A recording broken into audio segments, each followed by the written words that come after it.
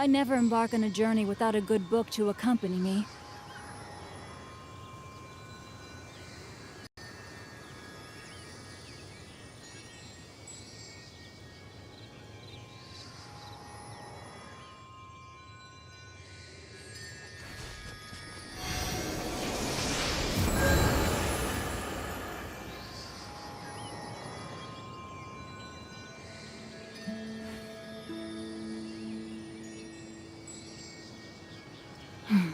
Now, this is what I call a moment of solitude.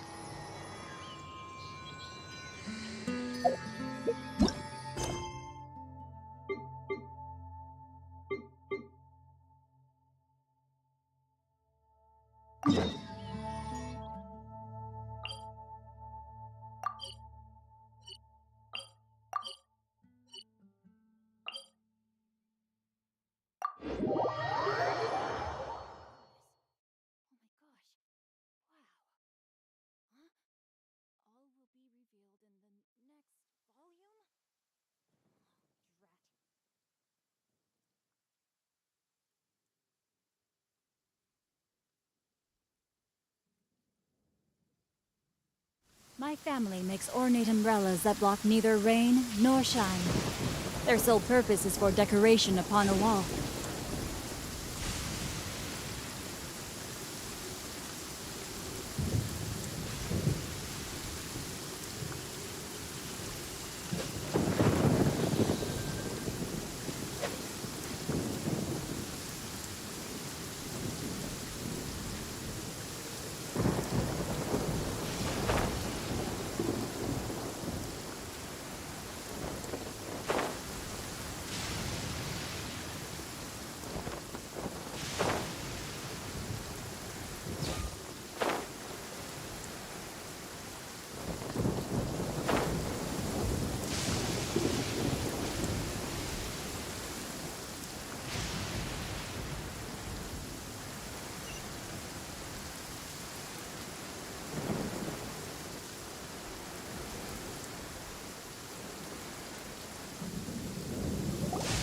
Oh my god, I can't believe my eyes.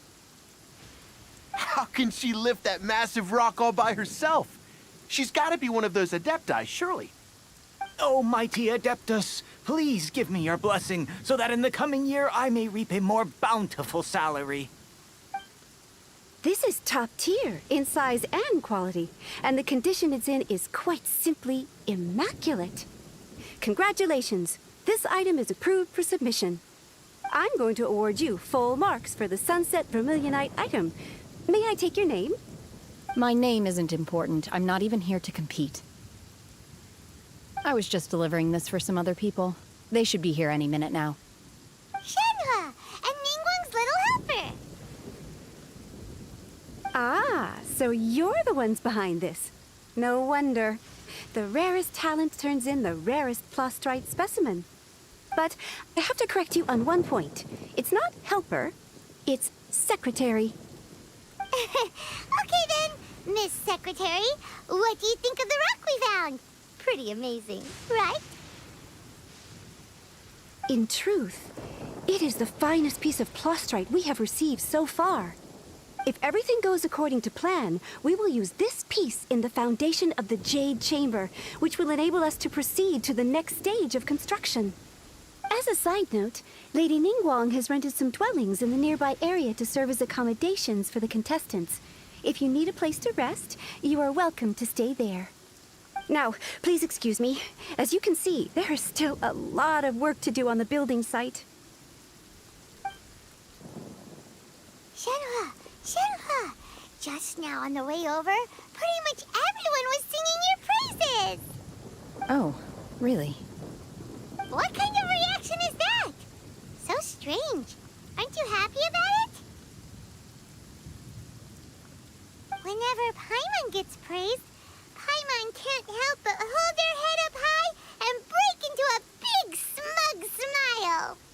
I've had similar compliments before.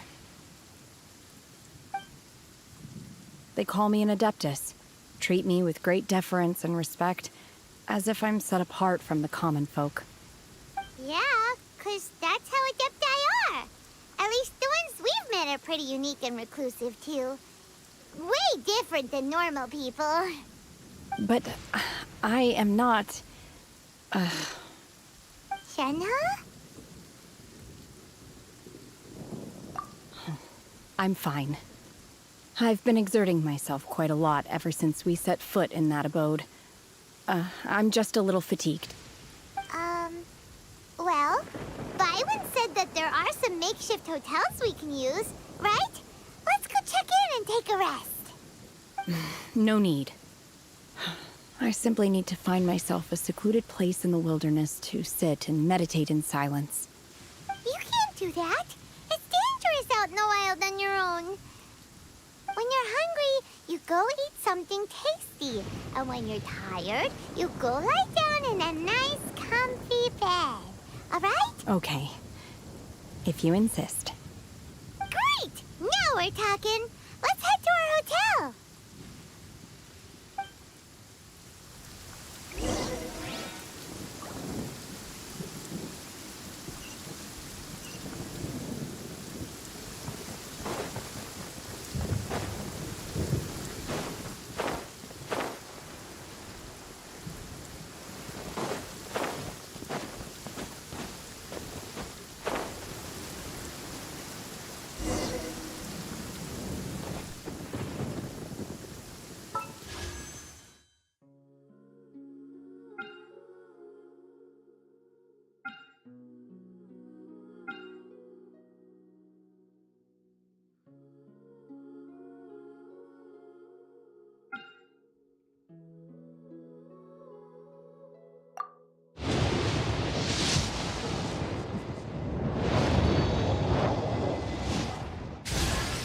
I'm Chevras, captain of Fontaine's Special Security and Surveillance Patrol. You'll excuse me if I skip the pleasantries.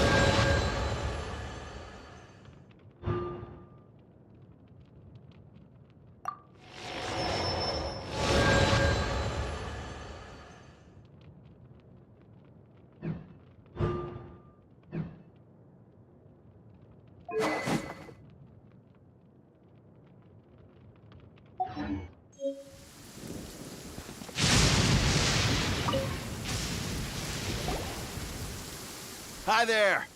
Checking in, are we? You're just in time. We only have 2 rooms left.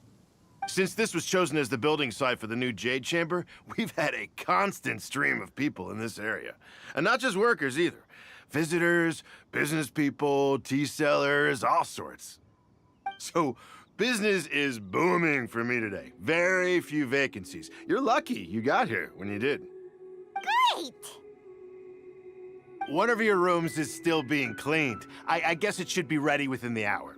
The other room is just through the door on the left. Here are your keys. All right. Hope you enjoy your stay. Please excuse me, I'll leave you to it. Shenhe, you should go get some rest. We'll hang around outside until the other room's ready. Paimon's gonna go see if there's anything good to eat around here. Paimon couldn't help but notice one of the guests walk in with a huge grilled chicken drumstick before. Let's buy one for Shenhe too. She can have it as a midnight snack, or save it for breakfast tomorrow. All right. I will head to my room for now. If you need anything, don't hesitate to disturb me. I'm like, Hey, isn't that Cloud Retainer? What'd she do? Let's go and say hi.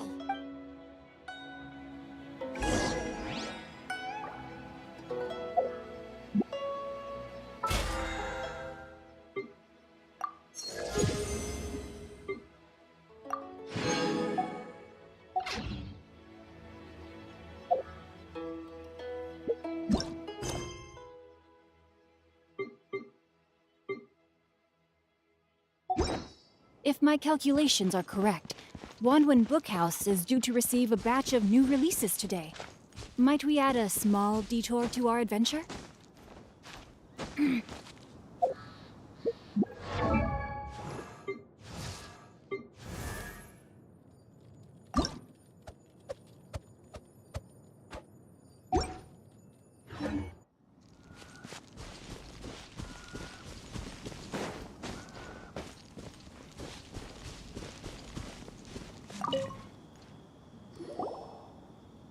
One trusts you have met Shenhe. So, are you getting along quite well? So far, so good. Yeah. So, you know Shenhe too, Cloud Retainer? Naturally. Save for Ganyu, who spends the majority of her time in Liyue Harbor. All the Adepti living today are acquainted with Shenhe to some degree. Cool. So, what's her Adeptus name anyway? Calling her Shenhe feels kind of friendly, but also kind of disrespectful. So Paimon's thinking maybe it'd be better if we called her by her Adeptus name instead. Her Adeptus name? Why, pray tell, would Shenhe have an Adeptus name? Don't all Adepti have a special title they go by? On this latter point, you are correct. However, Shenhe is human.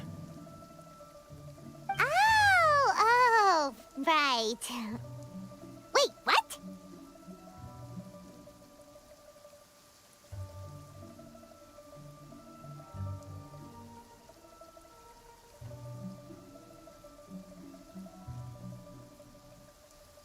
What? You knew already? So is Paimon the only one who didn't know? Do you mean to say that she presents differently from ordinary human beings? Well, to start with, her problem-solving methods are extremely direct. Ah, yes. She was like this all those years ago when one first met her. In this respect, she has not changed. One first found Shenhe by chance in a cave. One was passing by and sensed the presence of a god's remains. Being of an ever-vigilant disposition, one entered immediately to inspect the scene. Inside was Shenhe, then aged around 6 years old. In her hand, She held a dagger with which she was confronting a monster that was the god's remains incarnate. That sounds so dangerous. When one arrived, she had already been locked in confrontation with this monster for several days. Most mortal children are fragile, both physically and mentally, and are highly reliant on their parents for survival. But not so her. That she was able to endure such terrible danger was due not only to her strong willpower, but also to the bloodlust and homicidal instinct with which she was born. One dealt with the monster, yet she still refused to lower her guard. She even pointed her dagger in one's direction and remained ready to strike. Only after she was satisfied that one had no intention to cause her harm did she finally relent. She then passed out without uttering a single word. In other words, if you hadn't passed by that day, Shenhe might have... Not necessarily. Upon one's arrival, one could sense that the god's wrath was gradually receding. Even had the stalemate continued, one suspects that Shenhe may have still emerged the victor of the confrontation. That's still so dangerous, though. Why was a tiny little kid battling against the wrath of a god in the first place? Alas, the mortal world is rife with suffering of every kind. And indeed, however, Mooncarver, red ropes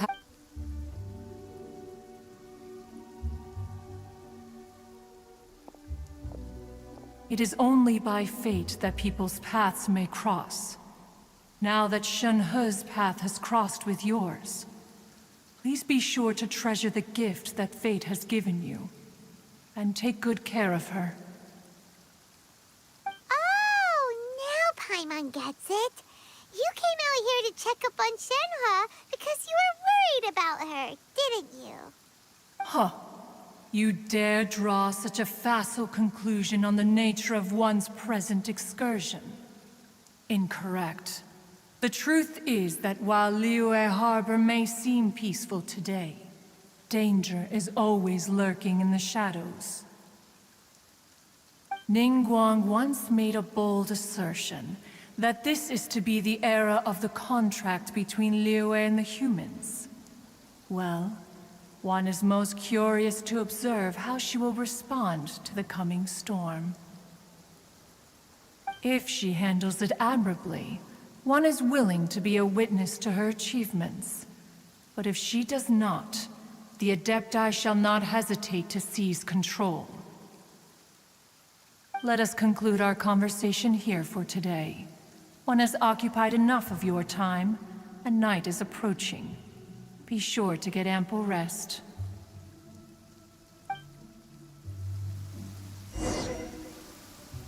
So, Shenhe isn't an Adeptus after all. She just grew up around the Adepti. Oh, no wonder she doesn't like being treated as an Adeptus. A human raised by the Adepti is precisely what Liyue needs right now. It is also what the Adepti wish to give to Liyue.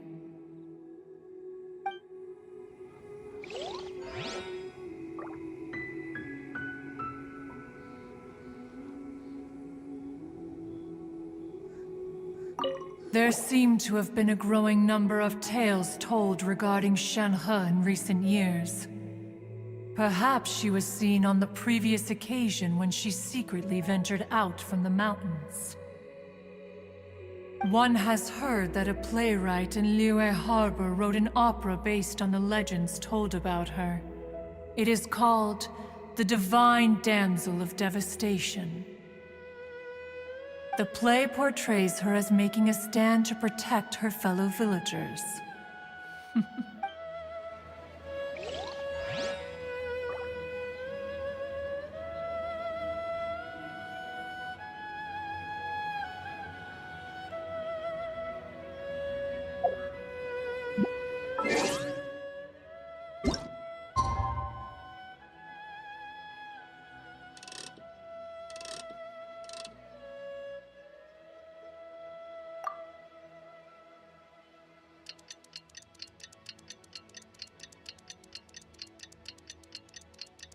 Hey!